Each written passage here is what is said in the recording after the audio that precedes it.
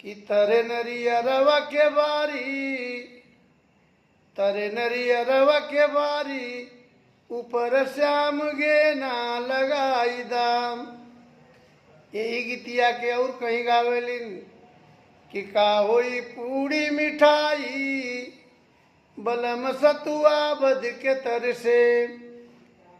गाजीपुर के मेहरारू गावेली कि ठाड़ गोरी गंगा ही लो रे, ठाड़ गोरी गंगा ही लो रे, झुलनिया ले गई मछरिया।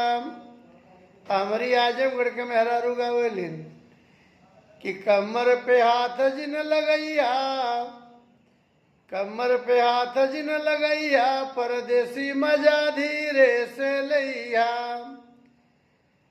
अरे ठाड़े रहो मुरली वाले, ठाड़े रहो मुरली वाले, गगरिया घरे धैले आ।